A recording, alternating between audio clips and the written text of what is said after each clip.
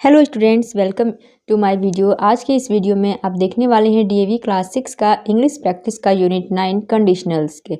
इससे पहले के सारे यूनिट के सारे वर्कशीट में करवा चुकी हूँ, जिसका लिंक आपको डिस्क्रिप्शन में मिल जाएगा। वीडियो आपके लिए हेल्पफुल होती है तो वीडियो को लाइक जरूर करिएगा। वर्कशीट 1 देखिए, तो वर्कशीट 1 में आपको कुछ करना नहीं है, बस यहाँ पे कुछ लीडर्स हैं जो इलेक्शन में खड़े हुए हैं और वो लोगों से क्या क्या प्रॉमिस करते हैं कि वो इलेक्शन जीत जाएंगे तो क्या क्या करेंगे, बस वही सेंटेंसेस है। तो इसमें आपको बस सिर्फ सेंटेंस का स्ट्रक्चर देखने के लिए ये बताया गया। जैसे if I win the election, if के साथ जब इफ़ का जब यूज़ हो रहा है, if I win the election, तो देखिए इफ़ के साथ यहाँ पर प्रेजेंट सिंपल प्रेजेंट टेंस का यूज़ हुआ I win. I will reduce the taxes, तो नेक्स्ट जो सेंटेंस इसमें बनेगा वो कैसा, विल वाला बनेगा।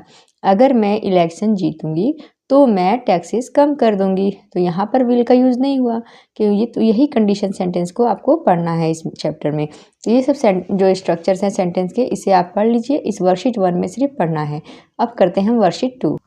तो वर्कशीट 2 में आपको यहाँ पर देखिए कुछ लोग हैं, कुछ सेफगार्ड्स हैं जिन्हें जो वोट इलेक्शन में जो कैंडिडेट खड़े हुए हैं उन्होंने अलग अलग तरह के प्रॉमिसेस किए हैं। तो कौन किसको वोट देगा और क्यों देगा, तो इसको आपको आगे सेंटेंसेस में लिखना है। जैसे कि ये कुणाल है, तो कुणाल हर साल कितना 50,000 टैक्स देता है। ये हरी सिंह जो कि एक पुलिस ऑफिसर है, तो इसको बहुत दूर ड्यूटी करने के लिए जाना पड़ता है, तो ये अपना ट्रांसफ़र चाहता है। ये 80 ईयर ओल्ड जो है वो लेडी है, तो इन्हें हॉस्पिटल्स में बहुत ज़्यादा खर्चा होता है और बार बार जाना पड़ता है साल में। ये सुमिता है, वो क्या है गवर्नमेंट जॉब के लिए अप्लाई कर रही है, किया है कई बार, उन्हें अभी तक जॉब नहीं हुआ है। तो इसके बेस पे आपको यहाँ पे आगे के सेंटेंसेस फिल करना है। तो Kunal will vote for the candidate, Kunal उन कैंडिडेट को वोट करेगा हु रिड्यूसेस हिज टैक्सेस, क्योंकि कुणाल को क्या ज़रूरत है, टैक्स जो कम कर दे, क्योंकि उसको टैक्स बहुत देना पड़ता है। और फिर Hari Singh will vote for the candidate who arranges his transfer to a nearby police station, तो हरी सिंह उसे वोट करेगा जो उसका ट्रांसफ़र उसके घर के नज़दीक के पुलिस स्टेशन में करवा देगा। Madhu Kochar will vote for the candidate who provide free hospital care. Sumita will vote for the candidate who provides more job opportunities. यहाँ पे आपको कुछ रिमेंबर रखने का दिया हुआ है। There are 3 kinds of conditional sentences, 3 तरह के कंडीशनल सेंटेंसेस होते हैं और आपको यहाँ इस यूनिट में इन तीनों की ही प्रैक्टिस कराई जाएगी, फर्स्ट, सेकंड और थर्ड। तो फर्स्ट में क्या है, if it rains it I will stay at home, तो यहाँ पर इट रेन्स है, सिंपल प्रेजेंट है, तो दूसरा फ्रेज क्या, दूसरा सेंटेंस क्या होगा, सिंपल फ्यूचर में होगा। और सेकंड स्ट्रक्चर क्या है कंडीशन सेंटेंस का, इफ़ इट रेन्ड, तो ये सिंपल पास्ट है, तो यहाँ पर विल का क्या हो जाता है, I would stay at home. और थर्ड जो सेंटेंस है, इफ़ इट हैड रेन्ड, तो यानी कि यहाँ पर क्या है, परफेक्ट टेंस है, पास्ट परफेक्ट है, तो यहाँ भी हो जाएगा आई वुड हैव स्टेड। बस आपको याद रखना है कि यहाँ पर अगर हैड प्लस थर्ड फॉर्म है तो यहाँ पर वुड हैव स्टेड हो जाएगा। यहाँ पे सिर्फ रेन है या रेन्स है तो यहाँ पे सिंपल फ्यूचर होगा।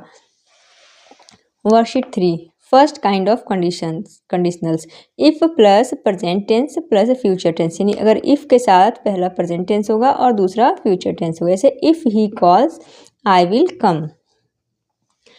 फिर यहाँ पे आपको रिमेंबर रखना है कि first kind of conditionals are open और पॉसिबल कंडीशन। जो फर्स्ट काइंड है कंडीशनल का वो क्या होता है, ओपन या पॉसिबल कंडीशनल्स होते हैं उसमें। They refer to present situation, the conditions in them can be fulfilled. तो आगे देखिए यहाँ क्वेश्चन दिया हुआ है कि बहुत से लोग जो है सुपरस्टिशंस यानी में ब्लाइंड बिलीव करते हैं। लोग जैसे कि बिल्कुल जैसे कि अंधविश्वास या मान्यताएं होती हैं उसमें लोग विश्वास करते हैं कि ये तुम्हें, इससे तुम्हारा गुड लक होगा, इससे बैड लक होगा।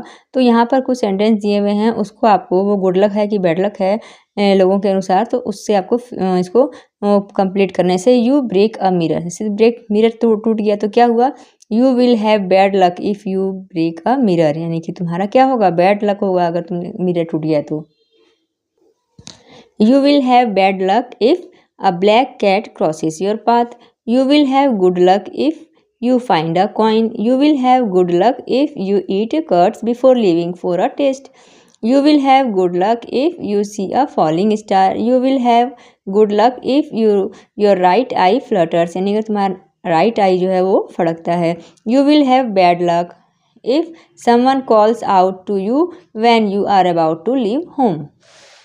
Now worksheet 4, तो यहाँ पर फ्रेंडशिप के ऊपर एक पोएम लिखी हुई है उसको आपको इस हेल्प बॉक्स की हेल्प से फिल करना है। If you are sad, I will dry your tears. If you are scared, I will ease your fears.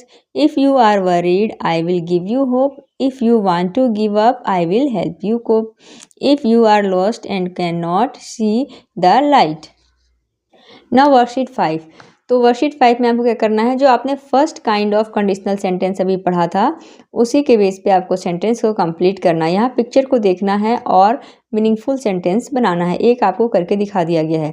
देखिए यहाँ पे कुछ वर्ड दिए हुए हैं, जंबल वर्ड, इसको आपको यूज़ करके सेंटेंस कंप्लीट करना है। जैसे car repair, take it in evening. ठीक है, if the car is repaired I will take it in the evening. Number 2 में हो जाएगा, यहाँ पे है एनीथिंग नीडेड और I get it for you. तो if anything is needed I will get it for you. Number 3 में है if my work is finished I will leave for London today. Number 4 में if a boat is obtained I will go sailing all around. Number 5 में if I run the race I will beat all of them. अब हम worksheet 6 करेंगे। इसमें आपको second kind of conditionals का use करना है। इफ़ के साथ पास्ट टेंस और उसके बाद दूसरे सेंटेंस में होगा वुड या माइट या फिर कुड। जैसे if he worked hard he might pass. If she requested, यहाँ देखिए रिक्वेस्टेड है, पास्ट टेंस है तो आई वुड हेल्प, तो विल का यहाँ पे वुड हो जाता है। तो सेकेंड काइंड ऑफ कंडीशनल्स में क्या होता है, इम्प्रोबेबल कंडीशन होता है। दे प्रेजेंट इमेजनरी और इम्प्रोबेबल सिचुएशन, यानी कि ये एक इमेजनरी सिचुएशन को क्रिएट करते हैं, दर्शाते हैं। अब आपको यहाँ पर अप्रोप्रिएट वर्ब जो है ब्रैकेट में जो दिए हुए हैं उसको अप्रोप्रिएट फॉर्म में यहाँ पर फिल करना है। जैसे I could get good marks if I worked hard. You may या माइट दोनों हो सकता है इसमें। Score well if you put in hard work. He could become a great singer if his parents helped him. तो देखिए यहाँ पे कुड है, इससे हमें पता चल रहा है क्या है कि यहाँ पर ये फास्ट फॉर्म में है। I would reach the top position if you cooperated with me. The weather would be fine if it didn't rain. The farmers would be rich if they got a good price for their harvest. Worksheet 7, यहाँ पर sentence दिया हुआ है, इसको आपको complete करना है। 3 option दिए हुए हैं, इनमें से कौन सा सुटेबल इसमें होगा वो आपको फिल करना है। If 2 people on a motorbike pulled my chain, I would inform the police. यहाँ पर देखिए है ना, चेस दैम कि पीछा करेंगे, कि इन्फॉर्म करेंगे पुलिस को, या क्राई या रोएंगे। तो I would inform the police. If the neighbour's house caught fire I would ring up the fire station. If I saw a snake while sitting in the park I would run away in haste. कहाँ पे ये रहा option A में। If I lost a match I would resolve to do better next time. Next worksheet 8। Worksheet 8 में how brave are you, इसमें आपकी bravery का test हो रहा है कि आप कितने ब्रेव हैं। अगर ये सिचुएशन होगा तो आप क्या करेंगे। 3 ऑप्शन दिए गए हैं, उसको यूज़ करके आपको सेंटेंस बनाना है कि इन तीनों में से आप उस सिचुएशन में क्या करेंगे। जैसे if a man with a knife asked me for money I would scream, यानी कि चिल्लाने लगूंगा। If I hurt myself while playing I will apply ointment and bandage the wound. If I saw strange shadows at night I would try to investigate. Worksheet 9। Worksheet 9 में देखिए यहाँ पर एक hospital का सीन दिया हुआ है और आपको इसको देखना है और पता करना है कि यहाँ पर क्या हुआ है। यहाँ पे कुछ क्लूज़ दिए हुए हैं, उस क्लूज़ का यूज़ करके आपको सेंटेंस बनाए। से ईटेन स्टेल फूड, तो इसके बेस पे सेंटेंस बनाया। If she had not eaten stele food she would not have developed food poisoning, क्योंकि उसने शायद स्टेल बासी खाना खा लिया इसलिए उसे फूड पॉइजनिंग हो गया, तो इसलिए वो हॉस्पिटल में आई है। Gone down the steps. If she had gone down the steps, she would not have fractured her arm. If she had worn her seat belt, she would not have injured herself. Read the instructions. If she had read the instructions, she would not have awaited for so long. Jump over the fence. If she had jumped over the fence, she would not have fallen. Looked at what he was doing. तो if he had looked at what he was doing, he would not have got hurt. Stood on the chair. If she had stood on the chair properly, she would not have fallen from it. Now worksheet 10। Worksheet 10 में आपको third kind of conditional के base पे practice करना है। If के साथ past perfect tense, और दूसरा सेंटेंस में क्या होगा, would plus have plus past participle. जैसे कि if you had studied regularly you would not have failed. इसमें आपको रिमेंबर रखना है कि थर्ड काइंड ऑफ जो कंडीशनल्स होते हैं वो क्या है, इम्पॉसिबल कंडीशंस होते हैं। कैसे कंडीशंस, इम्पॉसिबल, जो कि हो नहीं सकते हैं, ये दर्शाते हैं। तो आइए देखिए यहाँ पर दिया गया है। तो यहाँ पर जो अदिति है उसका कहना है कि नो नीड ऑफ स्कूल्स की ज़रूरत नहीं है, उन्हें घर पे भी बच्चों को पढ़ाया जा सकता है। तो इसी के बेस पे आपको यहाँ पे कुछ जो है हेल्प बॉक्स में यहाँ पर देखिए सेंटेंसेस दिए हुए हैं कि अगर स्कूल ना रहे तो क्या क्या उससे हो सकता है फ़ायदा और नुकसान। ठीक है, if there had been no schools the government would have saved a lot of money. अगर स्कूल्स नहीं होते तो क्या है, गवर्नमेंट को बहुत सारे पैसे बच जाते हैं। If there had been no schools the government would have not pay teachers. If there had been no schools the government would no need to build schools. If there had been no schools the government would have save a lot of money. If there had been no schools, the government would have no pay electricity bill.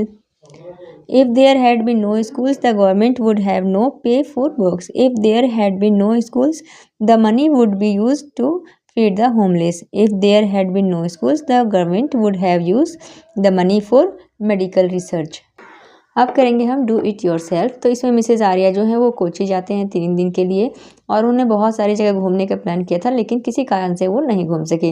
तो अब कई सारे और भी जगह हैं जहाँ वो घूमने जा सकते हैं। तो उसी के बेस पे यहाँ पे जो सेंटेंसेस दिए हैं उसको आपको दोबारा से उसको लिखना है। You want to go to swimming, the sea might be warm enough. तो I will go swimming if the sea is warm enough. You want to visit the science museum? It isn't open. I would visit the science museum if it is open.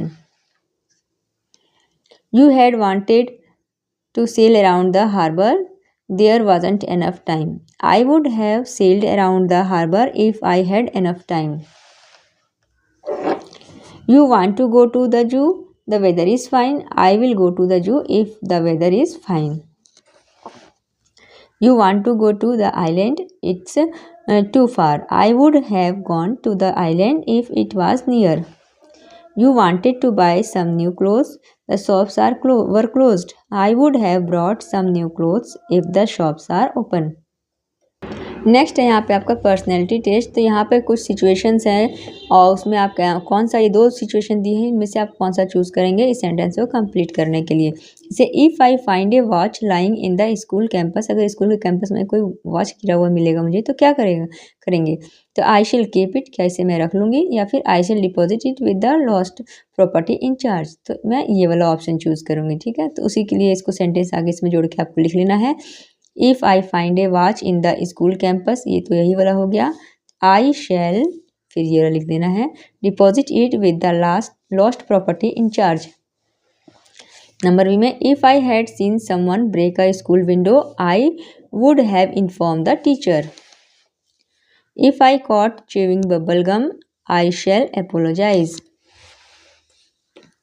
If my friend asked me to help him during exams I would ignore him.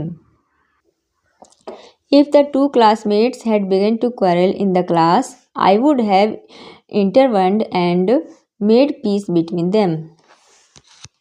Next question number 3 है, write the following advertisement using the prompt if and the verbs in the bracket.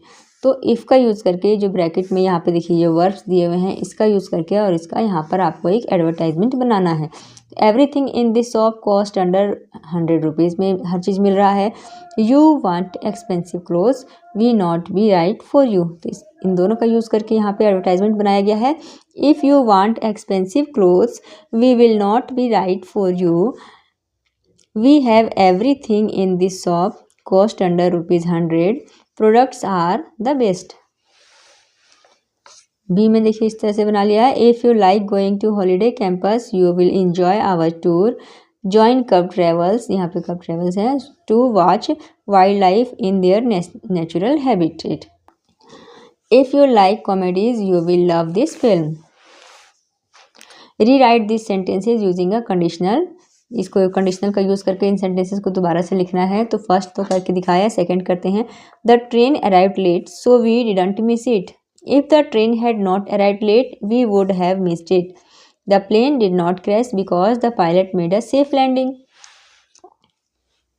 If the pilot didn't make a safe landing, the flight would have crashed. Number D में, if you have given the exact address, we would have found the house. He reached home early as he took the other road. If he had not taken the other road, he would not reach the home early. इसमें हो जाएगा if she had liked the steed, she would have bought the dresses. इसमें हो जाएगा आपका the if the tree fall on the scooter, the driver would have hurt. तो यहाँ पर ये आपका चैप्टर कंप्लीट हो जाता है। मिलते हैं नेक्स्ट वीडियो में, उसमें हम यूनिट 10 करेंगे पैसिव वॉइस।